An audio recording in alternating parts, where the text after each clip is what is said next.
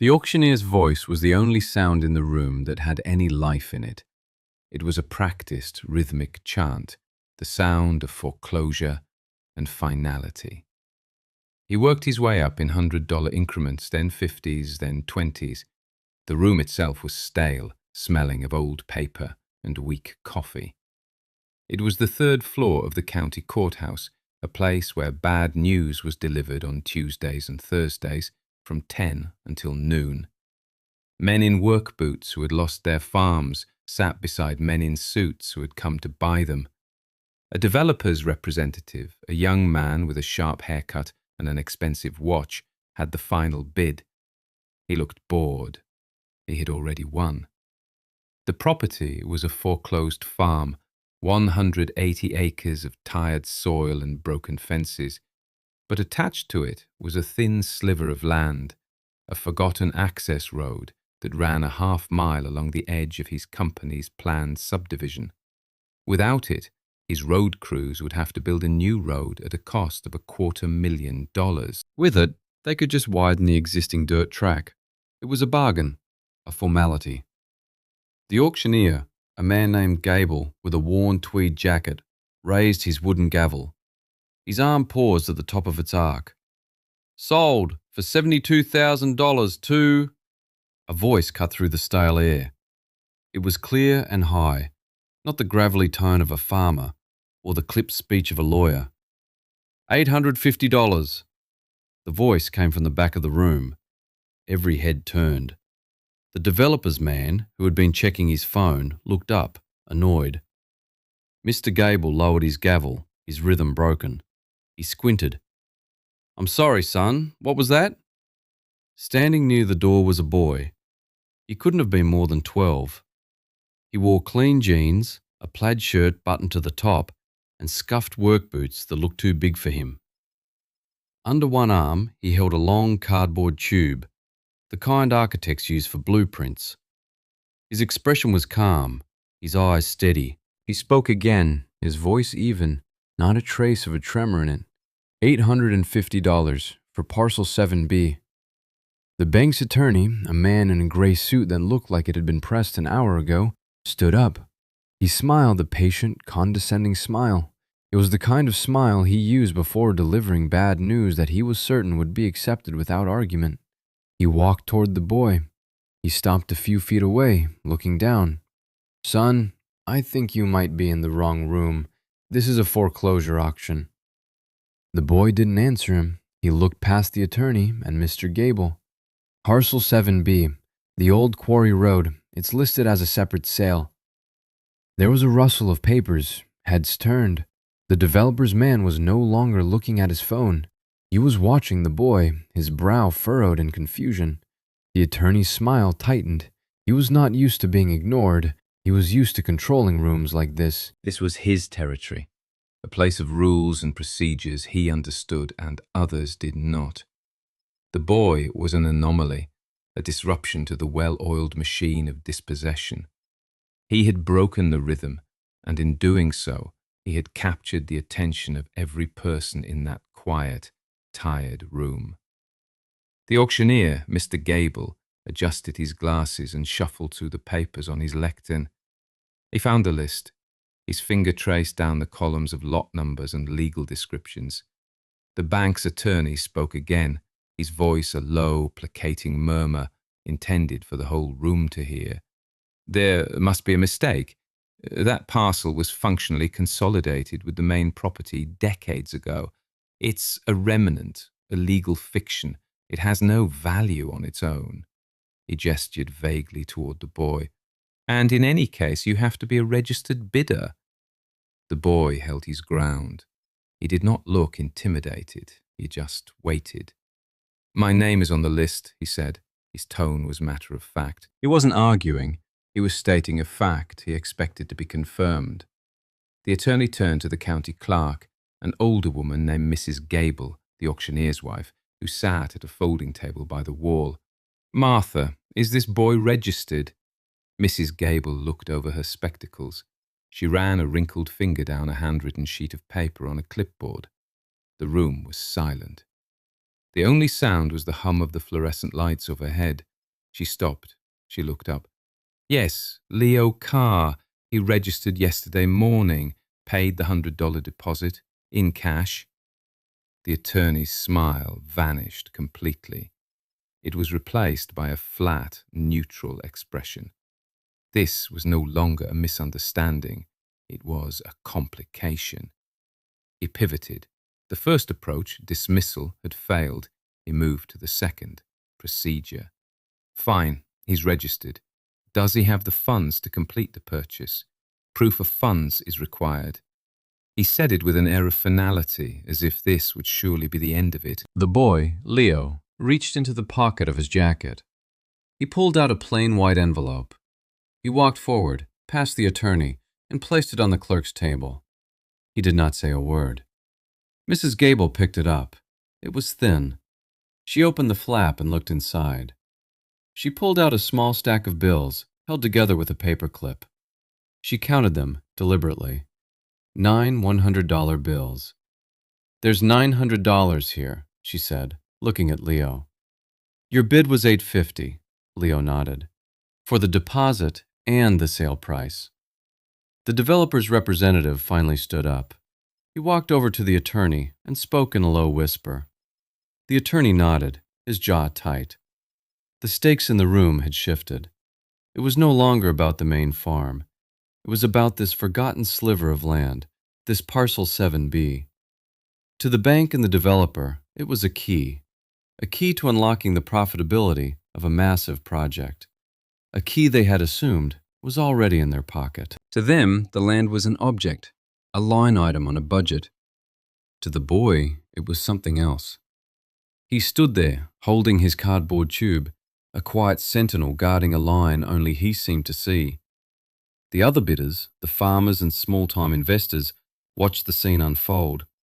They were a silent chorus. A man in the front row slowly set his phone face down on the chair beside him. Another leaned forward, his elbows on his knees. They had come for a routine auction, a predictable transfer of assets from the weak to the strong. They were now witnessing something else entirely. A pause, a question. A small stone dropped into a still pond. To understand the envelope, you have to go back 6 weeks, to the quiet of an attic on a hot afternoon. Leo was up there because his father had asked him to be. A year after his grandfather's death, the house still held his quiet presence in every room. Thomas Carr had not been a man of many possessions, but what he kept meticulously. The attic was organized, not cluttered. Boxes were labeled in his neat architectural handwriting. Tax records, 1970 to 1990. Appliance manuals. Ellen's letters. Leo's job was to sort the personal from the practical. He was careful, methodical, just like his grandfather had taught him. He opened a box labeled Fences. Inside, there was no sentimentality, just the tools of a life spent measuring the world. There were old notebooks filled with columns of figures, receipts for spools of barbed wire, property tax stubs going back decades. And at the bottom, there was a long cardboard tube, sealed at both ends with plastic caps. It felt heavy, important. Leo sat on the dusty floorboards and worked one of the caps loose. He tipped the tube, and a tightly rolled sheaf of papers slid out. He unrolled it carefully. The paper was thick, yellowed with age. It was a survey map drawn in his grandfather's hand. The title block read, Parcel 7B, Black Creek Township, 1972. It showed a narrow strip of land, just 12 feet wide, running along a creek bed for half a mile. Beside the map was a deed, a quitclaim deed, recording the transfer of that same parcel from the old quarry company, long since defunct, to one Thomas Carr. The price was listed as $1. Tucked inside the deed was a small folded piece of notebook paper. His grandfather's writing was on it. It wasn't a letter, it was a list of instructions. Simple, direct. 1. Taxes must be paid in person, every year, no later than March 1st. Get a receipt. 2. Walk the north fence line every spring. Check the marker post. 3. They will forget the road. Paper remembers. Leo read it 3 times. He didn't understand it all, not then, but he understood the tone. It was a message sent across time, a set of orders from a man who was no longer there to give them. He spent the rest of the afternoon in that attic. He went through the box labelled taxes and found a small green receipt book. Inside, 48 years of tax payments for Parcel 7B were recorded. $47 a year. Each entry was dated and initialed by the county clerk on duty. The last one was from the previous year, paid by his father at his grandfather's instruction a week before he passed.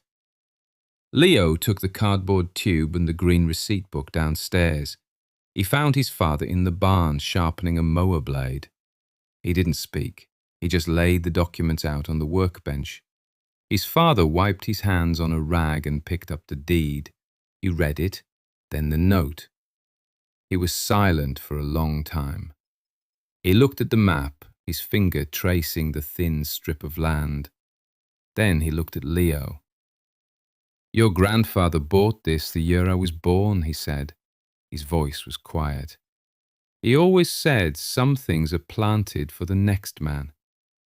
That evening they drove out to the old county road. They walked through the tall grass until they found it. A single rusted metal T-post, half swallowed by weeds and dirt. It was the marker post from his grandfather's note. It marked the corner of Parcel 7B. From there they could see the new signs for the Creekview Estate subdivision on the hill. The land didn't look like much, but standing there, Leo felt the weight of it. It was a line his grandfather had drawn and maintained for almost 50 years. A line everyone else had forgotten. Thomas Carr had been a surveyor's assistant for the county for 40 years. He was not the man who designed the roads, but the man who made sure the roads went where the plans said they should. He spent his days with a transit and a measuring chain, marking the boundaries that turned legal descriptions into physical reality. He believed in lines. He believed that a line on a map was a promise. A fence was a conversation. A property marker was a fact as solid as stone. He was a quiet man. Some men collected problems. He collected patience. In 1972, the old Black Creek Quarry went bankrupt. Its assets were sold off in pieces. Most of it was worthless scrubland, but Thomas saw something others missed. A thin parcel, just 12 feet wide, that had been the quarry's access road to the county highway. It was listed on the auction block, but no one bid. It was landlocked, useless on its own, or so everyone thought. Thomas had spent weeks in the county records office, tracing the history of the land around it. He found what he was looking for in a dusty plat book from 1928. The original farm that bordered the quarry road had granted an easement, a right of access, from a small, unpaved lane at the far end of the property. The easement had never been legally extinguished. The road wasn't landlocked after all. It had a back door. He bought the parcel for $1 and the cost of the filing fee. His wife, Ellen, had asked him why he'd bought a strip of dirt nobody could even build a shed on. He was standing at the kitchen sink, looking out at the fields. He didn't turn around when he answered. "Some land you buy for what it is," he said, "and some you buy for what it remembers." He took his son Leo's father out there when he was a boy. He showed him the steel marker pins he'd driven into the ground at each corner. He taught him how to read a survey map, how the symbols and numbers were a language that told the story of the land. He walked that half-mile stretch every single year, sometimes with a brush hook to clear the saplings, other times just to look, to remember. He never explained his full reasoning. He didn't need to. It was a matter of principle. A line, once drawn and recorded, should be honoured. He saw the world changing. He saw farms being sold to developers, old boundaries being erased for new cul-de-sacs. He saw how easily things could be forgotten if no one was there to remember them. The small tax bill, $47 a year, was his anchor. It was his annual declaration that Parcel 7B still existed, that Thomas Carr was still its steward. It was a quiet act of defiance against the erosion of time and memory. When Leo was born, Thomas started taking him along. He didn't lecture the boy, he just showed him. He'd point to a fence post. "That's the line," he'd say. He'd unroll the old map on the hood of his truck and show Leo how the drawing on the paper matched the land in front of them. He was teaching him the language. He was passing on the memory. He was planting something.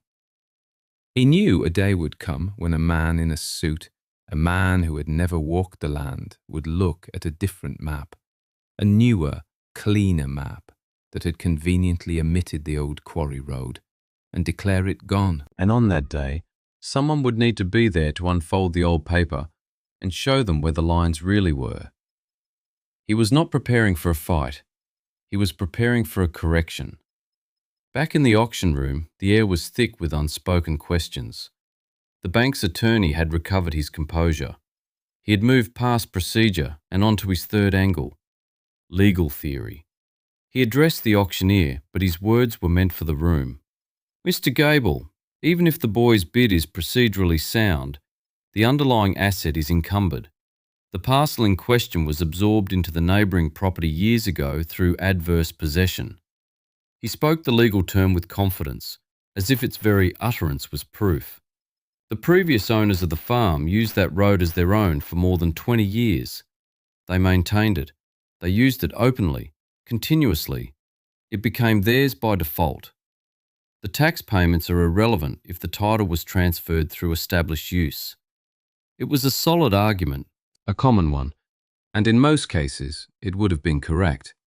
The developer's man nodded in agreement. The attorney had found his footing again. He was back in control. Leo stood by the clerk's table.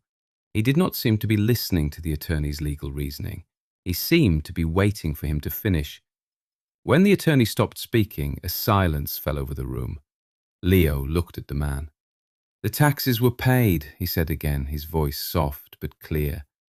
The attorney waved a dismissive hand. "As I said, that's a separate issue from possession and use." Leo spoke again. "And the taxes were paid on time, at the clerk's office, in person," he paused, "by my grandfather, or my father, every year." He then reached into the inside pocket of his jacket and pulled out a small, worn green book. It was a standard receipt book, the kind you could buy at any office supply store. He opened it and laid it on the table next to the envelope of money. "This is the receipt book. 48 years of payments.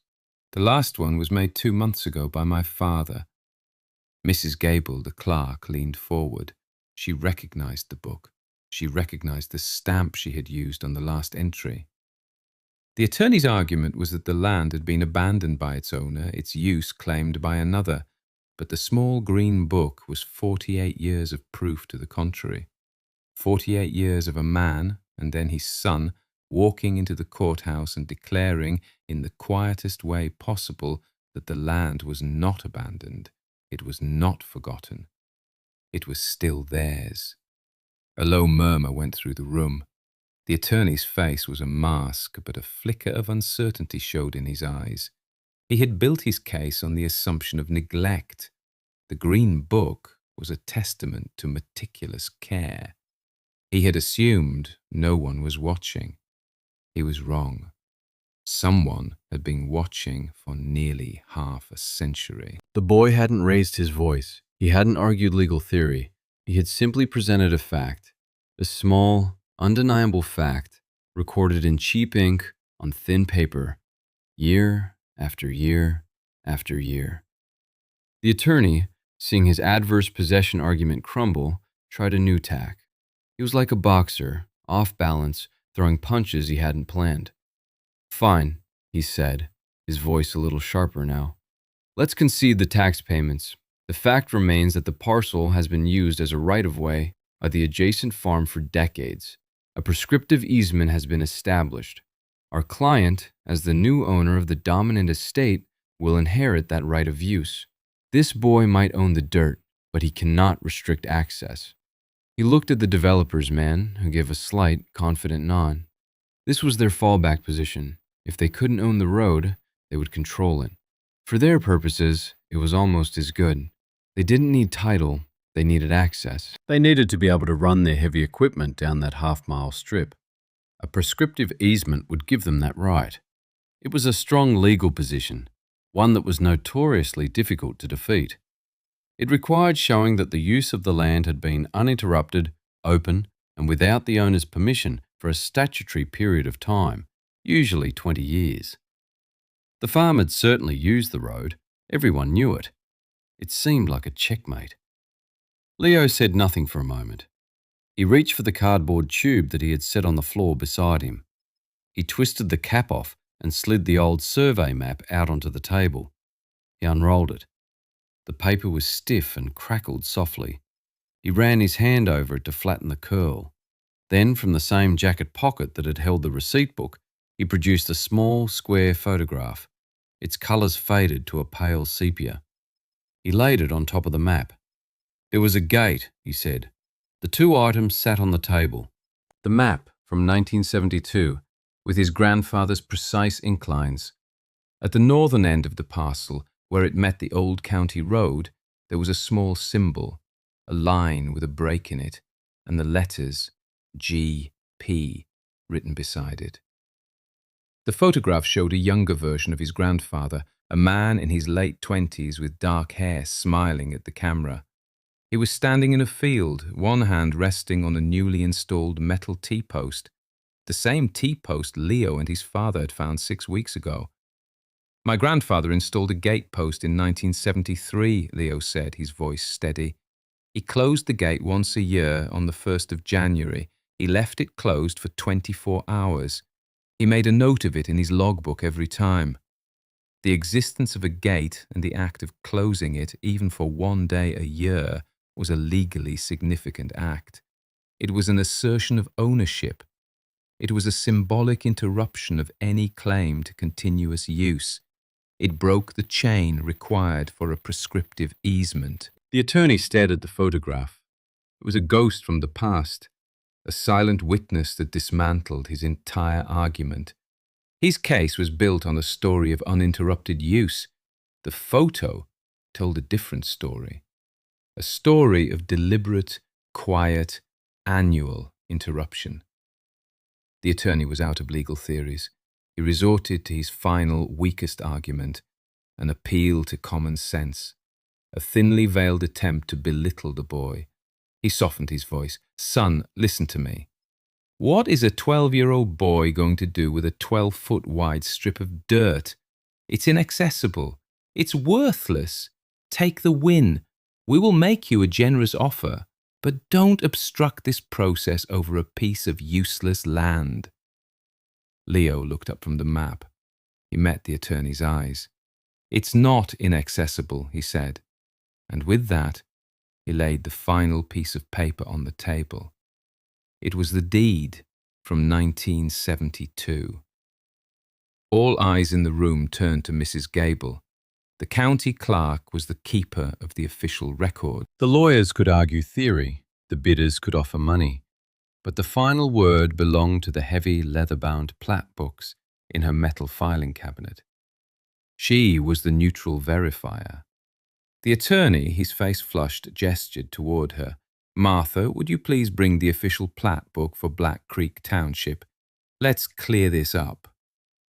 He was hoping the official record would show the parcel as an orphan, an error, something that could be dismissed. Mrs. Gable gave a slow nod. She pushed her chair back, the sound scraping loudly in the quiet room. She walked to a tall grey cabinet, opened a drawer with a well-worn key, and with both hands lifted out a massive book.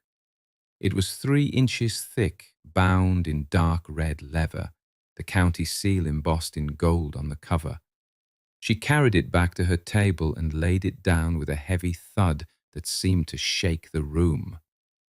The room waited. The developer's man was no longer trying to look bored.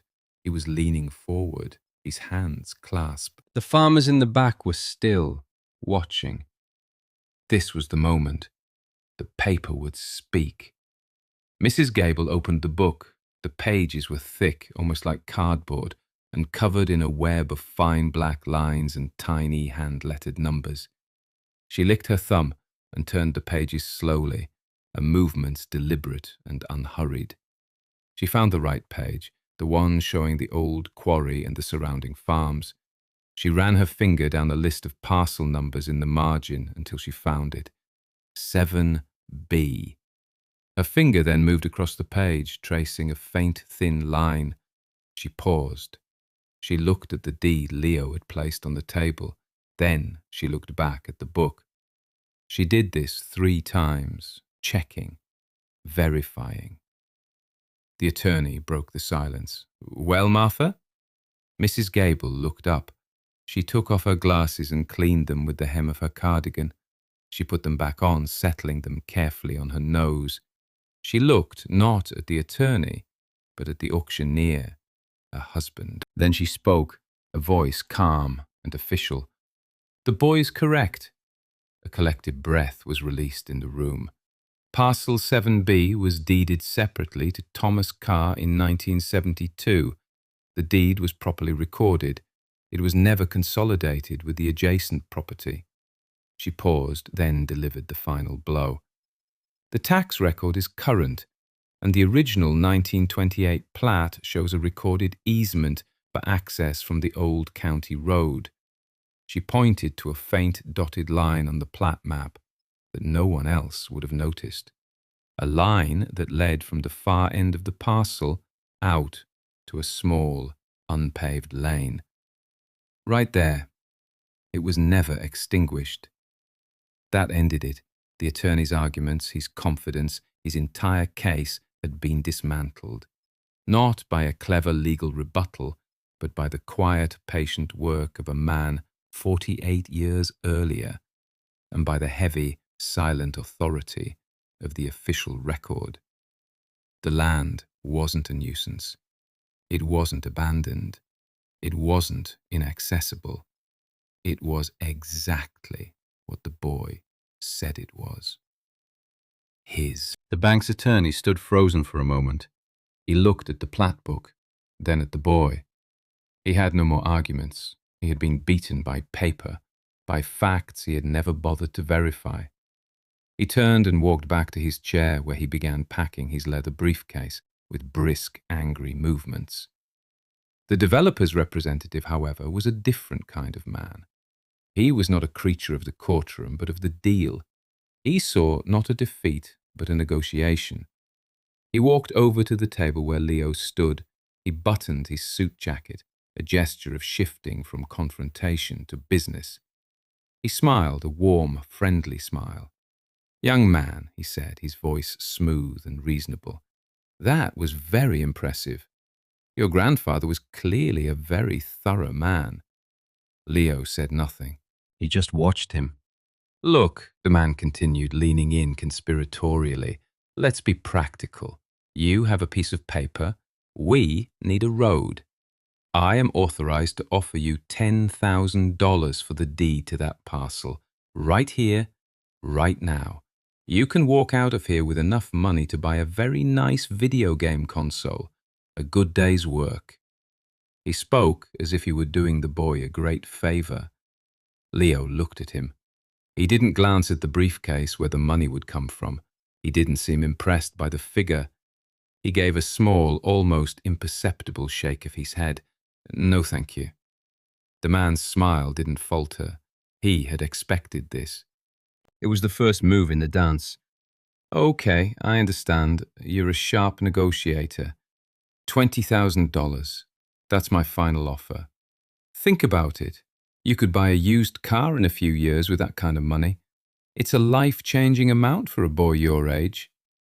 He was selling a future, a dream of teenage freedom, all in exchange for a strip of dirt.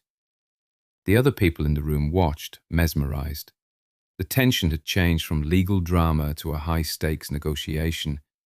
They were seeing a boy being offered more money than some of them made in half a year. But Leo didn't seem to hear the numbers. He was looking at the deed on the table, the one with his grandfather's name on it. The developer's man softened his tone even further, trying one last time. Son, what is it you want? Just tell me. Everyone has a price. What's yours? Name it. A long silence settled over the room.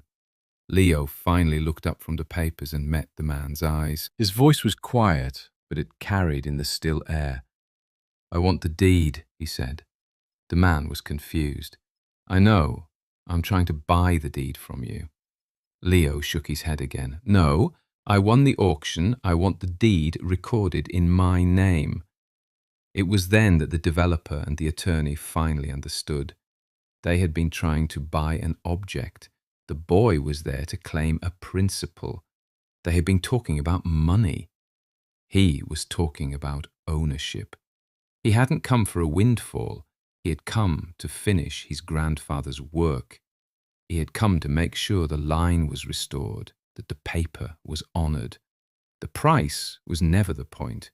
The point was the land itself. Mr. Gable, the auctioneer, cleared his throat. The sound echoed in the silent room. He had stood by watching the drama unfold, but now it was his turn to act. He was a man of procedure, and the procedure was clear. The side negotiations were over. He picked up his gavel. We have a bid of $850 for Parcel 7B, Black Creek Township, he announced, his voice returning to its formal, rhythmic cadence. The bid is from Mr. Leo Carr. He looked directly at the developer's representative. Do I hear $900? The developer's man stood motionless. He looked at the bank's attorney, who gave a slight shake of his head. There was no point. Bidding now would only drive up the price of a property they couldn't use. Even if they bought it, the boy had proven the existence of the gate and the easement. The land was his to control. They had lost.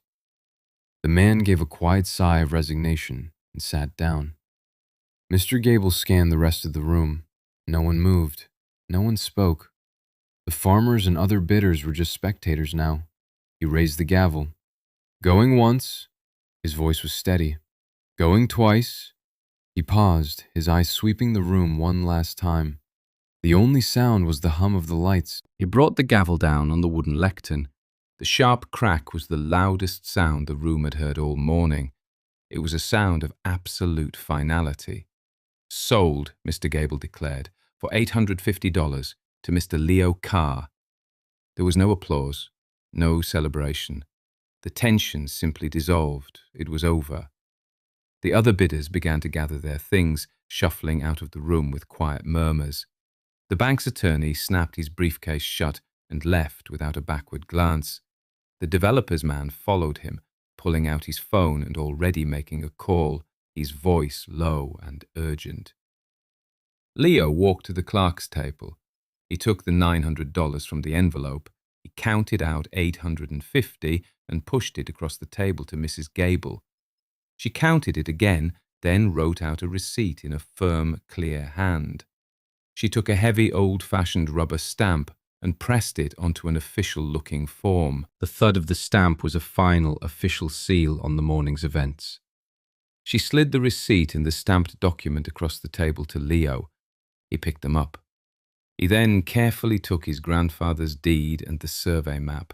He rolled them together, his movements precise and unhurried, just as he had seen his grandfather do 100 times. He slid them back into the cardboard tube and capped the end. He put the receipt book and the photograph back in his jacket pocket. He nodded once to Mrs. Gable, then he turned and walked out of the empty courtroom into the bright afternoon sun. Done. That evening, the air was cool and smelled of cut grass. Leo and his father stood on Parcel 7B. It wasn't much to look at, a 12-foot wide strip of weeds and wildflowers running between a farmer's cornfield and the creek. In the distance, they could hear the faint sound of the highway. His father had brought a pair of clippers. Together, they cleared the weeds and brush away from the rusted T-post his grandfather had installed in 1973. The metal was pitted and orange with age, but it was solid, anchored deep in the earth. His father ran his hand over the top of it. He looked at the long, narrow stretch of land. then back at his son. He didn't say much. He didn't need to. Your grandfather would be proud, Leo, he said, his voice thick with emotion. Leo nodded. He looked at the post, then down the half-mile corridor of land. It was more than just dirt. It was a story. It was a line held for 50 years. It was a promise kept. He reached out and touched the cold, solid steel of the post. He could almost feel the presence of the man who put it there, a quiet surveyor who believed that some things were worth remembering. Some men collect problems. Thomas Carr collected patience. He had planted a seed of knowledge in his son and then in his grandson. He had left behind not money, but a map and a set of instructions. He had trusted that when the time came, they would know what to do. The sun was setting, casting long shadows across the field. A quiet understanding had been passed from one generation to the next, held safe in a cardboard tube. The work was done. The line was straight again. If this story of quiet work stayed with you, there is more. Next time we go to coastal Maine, where a lobsterman's widow finds a note in an old tide chart. The note changes the ownership of a small island the town has used for 100 years. The ferry company says she's wrong. We'll see what holds.